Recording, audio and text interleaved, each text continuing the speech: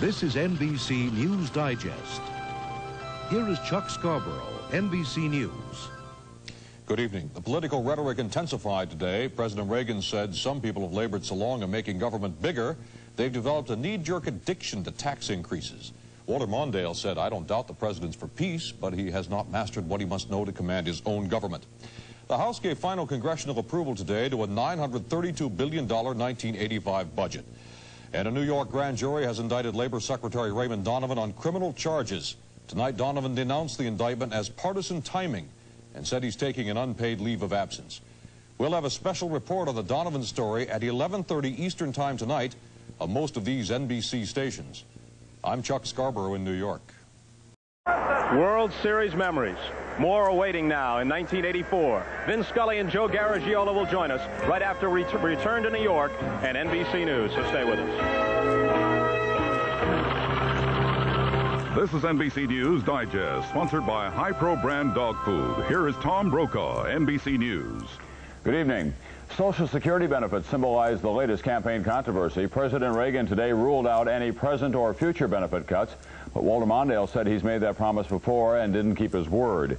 Salvadoran rebels today accepted President Duarte's peace talk invitation, but one left-wing leader said that does not mean that they will lay down their arms. Now this.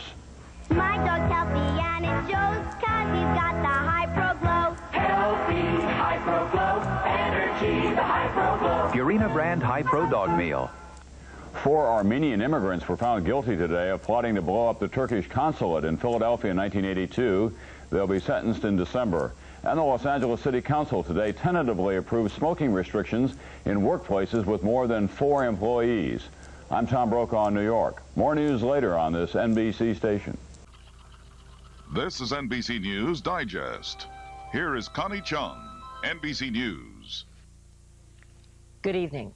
Hijackers of an Air France plane at Tehran airport in Iran say they will kill 1 French passenger an hour unless the Paris government frees 5 prisoners. The deadline is 1:30 a.m. Eastern Time tonight. Israeli leaders met for 4 hours today but failed to forge a unity government. They will try again tomorrow. A big day on Wall Street. The Dow Jones Industrial Average rose almost 20 points in heavy trading. Analysts say it could be the start of a bull market. British Foreign Secretary Sir Geoffrey Howe says China has pledged to preserve Hong Kong's capitalist lifestyle for 50 years after it takes sovereignty at the end of the century.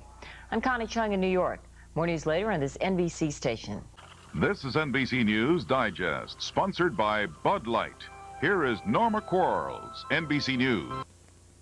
Good evening. The Senate Appropriations Committee today rejected President Reagan's request for $21 million in aid to CIA-backed rebels in Nicaragua.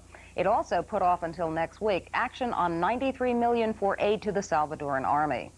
Both Iran and Iraq claimed new victories in fighting on 6 fronts today. Now this. If you just ask for a light beer, and I'll have a light, you never know what you'll get. A Bud Light. Bud Light. Because everything else is just a light. A one-day protest by nearly 5 million public workers brought chaos to France today. The strike involved 1/4 of the nation's total workforce. Convicted killer Theodore Streletsky was paroled today in California, then jailed again 3 hours later after refusing to cooperate with parole officers. I'm Norma Quarles in New York. More news later on this NBC station. This is NBC News Digest, sponsored by Puppy Chow brand puppy food. Here is Emery King, NBC News. Good evening. Police in Poland fought with thousands of demonstrators today as they marked the killing of workers in anti-government protests 14 years ago. High-ranking Soviet official Mikhail Gorbachev and Prime Minister Margaret Thatcher today agreed to seek nuclear weapons reductions and avoid an arms race in space. Now this. A reminder to puppy owners from Puppy Chow brand puppy food. Don't treat your puppy like a dog, dog, dog. No, no, no. Give him Puppy Chow. The Chicago Teachers Union has given preliminary approval to an agreement calling for a 4.5% pay raise. Schools open tomorrow. A twin-engine plane carrying members of the East Tennessee State University basketball team crash-landed and burned today in Alabama. No one was seriously injured. I'm Emery King in Washington. More news later on this NBC station. This is NBC News Digest, sponsored by Pabst Blue Ribbon Beer. Here is Norma Quarles, NBC News. Good evening. An American woman, Linda Cancel, was shot to death in El Salvador today. The woman was traveling with her husband and her 2 children through a combat zone toward the Honduran border. The El Salvadoran government said she was shot by guerrillas. The U.S. Embassy is investigating. Now this. No, it's always going to taste good. That's what counts.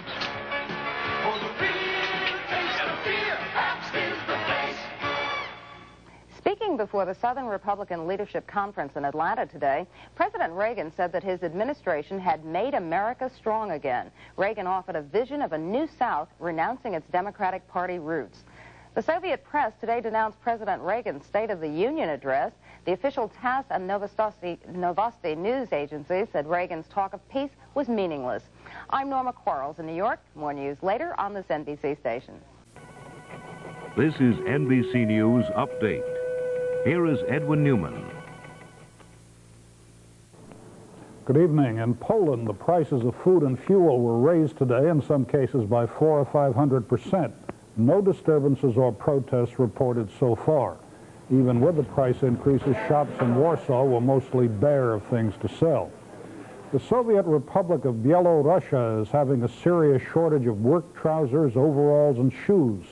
The Soviet paper Izvestia said the shortage will go on for years and blamed bureaucrats.